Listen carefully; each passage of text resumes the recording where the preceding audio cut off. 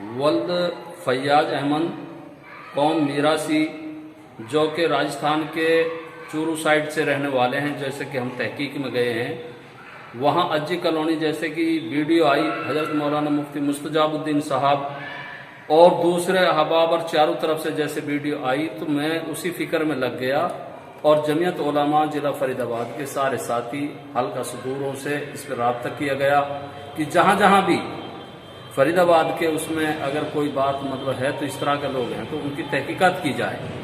तो जब हम इस उसमें आए तो तहकीकात से मालूम हुआ कि अमजद सनोफ फैयाज अज्जी कॉलोनी बड़ी मस्जिद के पास में एक किराए की शक्ल में रह रहे हैं और उनका जैसे हमें मालूम हुआ एक फैशन है, काम इससे जुड़े हुए हैं, कभी कहीं किसी तरह से कभी कहीं किसी तरह से।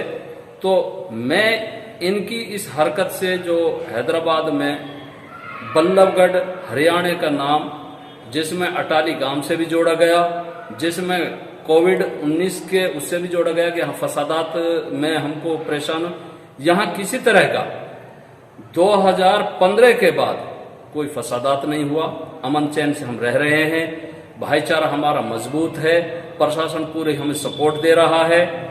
उसके बावजूद जो इस तरह के लोग काम कर रहे हैं तो समाज लेवल पे उनका बाइकाट किया जाए और हम जब समाज से लोग काबू में नहीं आएंगे तो फिर प्रशासन से भी उसकी हम मदद लेंगे।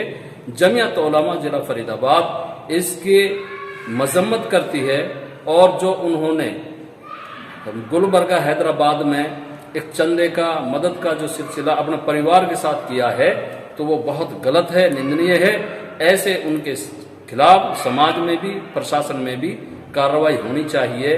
तो आज मेरे साथ में हजरत मौलाना कारी मोहम्मद हारून रशीद साहब, नायब सदर जिला जमीयत उलमा जिला फरीदाबाद, मोहतमिम मदरसा बैतुल उलूम मुजेसर, हाफिज मोहम्मद राशिद अंसारी साहब, सदर जमीयत उलमा NIT हल्का और भी साथी, और वहाँ के जो पंच लेवल पे हम मिले, हाजी रफीक साहब हैं और हाजी हाकम जी हैं, इमाम साहब मौलाना हसन साहब और जितने एक सद्दीक भाई, मतलब 10-15 लोग हमने इकट्ठे करे।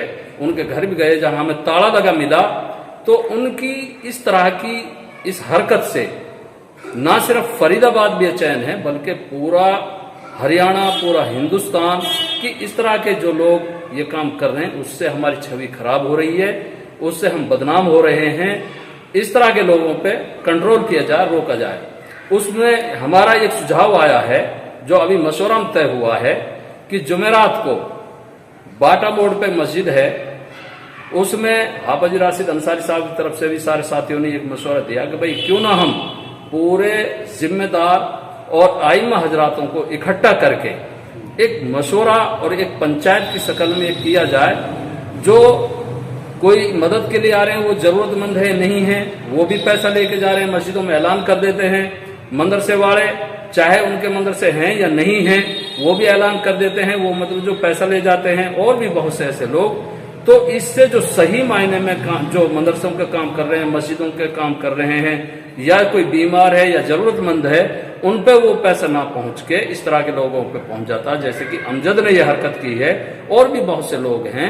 तो मैं ये चाहता हूं कि सारे लोगों के बीच में ये बात रखी जाए और एक निजाम बनाया जाए कि कोई भी जिसको हम मदद दें, मस्जिद कमेटी पहले ओल्ड फरीदाबाद मुफ्ती मुस्तजाबुद्दीन साहब से या जमीयत उलमा के सदर मौलाना जमालुद्दीन से ऊंचा गांव जाम मस्जिद में, या हाफिज मोहम्मद राशिद अंसारी साहब से राहुल कॉलोनी में, कारी हारून रशीद साहब मुजेसर से, बडखल में मौलाना अशरफ साहब है, मौलाना इनामुल हसन साहब है, इनसे रब्ता करके और फिर उनकी मदद की जाए।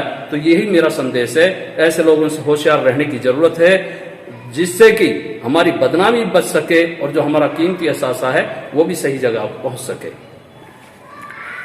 कारी हारून साहब सदर जमीयत उलमा के नायब सदर हैं, आप इसके बारे में क्या सुझाव देंगे कि ये जो धोखाधड़ी कर रहे हैं लोग बाग चंदे के जरिए से, इसमें आपका क्या सुझाव है? इससे बचा जा सकता है आवाम को? मैं इस मामले को लेकर के जो है मौलाना जमालुद्दीन साहब से जो है रब्ता किया, और रब्ता करने के बाद जो है मुझे जो है बहुत रंज गम हुआ, और मौलाना के जो है दफ्तर में पहुंचा। इस तरीके से जो हरकत हो रही है, इस इनके ऊपर जो है राय मशवरा की जाए और उन हरकतों बाजों को जो है यानी जो है किस तरीके से जो है उन तक पहुंचा जाए ताकि जो है उसका मामला इसका जो है हल हो जाए, और आवाम को जो है इस हरकतबाजों से जो है यानी जो है रोका जाए।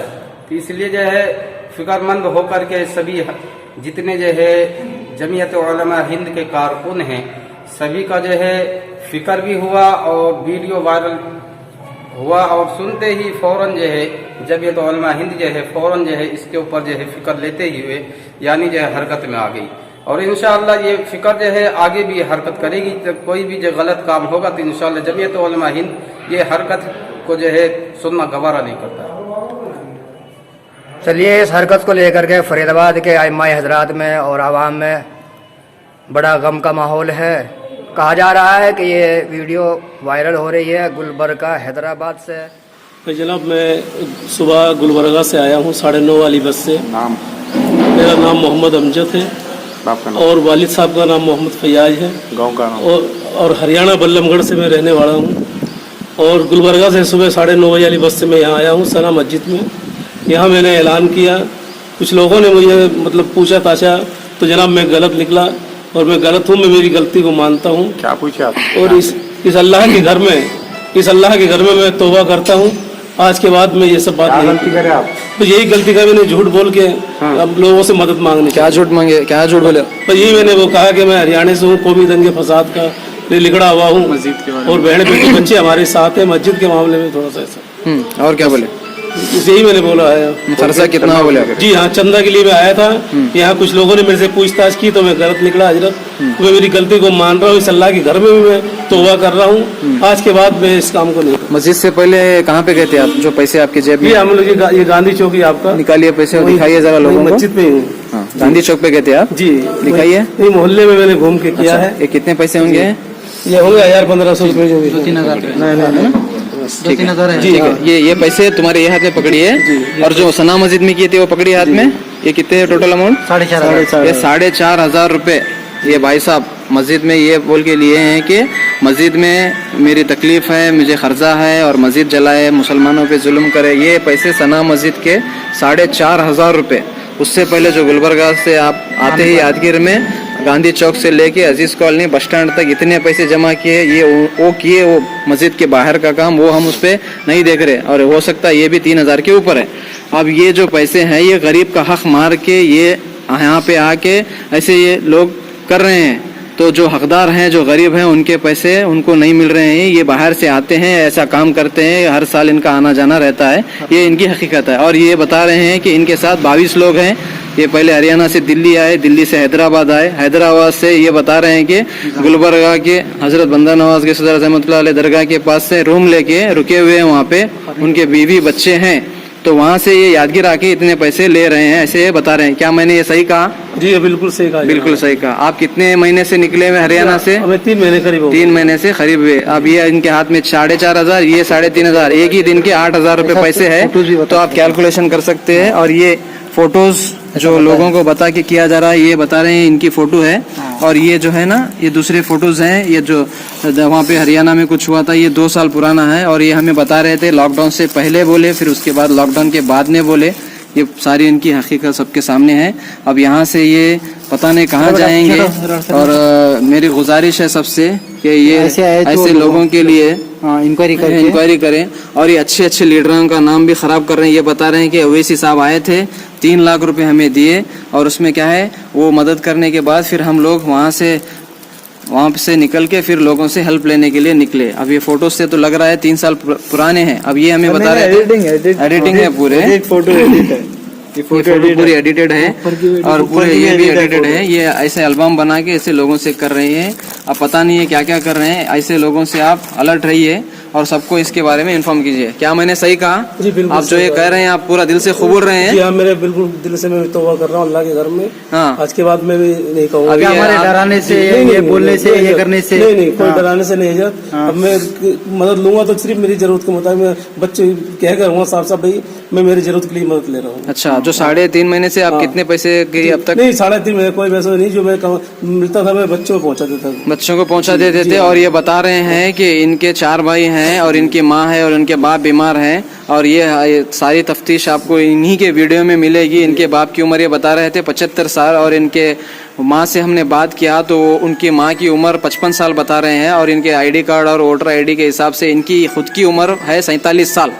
तो वहीं पे हमें शक हुआ, 47 साल और इनकी माँ की उम्र 55 साल। वहाँ शक होने की वजह से हमने इनकी तफ्तीश की तो इनका सारा स्कैम बाहर आया। और इसी के साथ ये वीडियो ख़त्म होती है।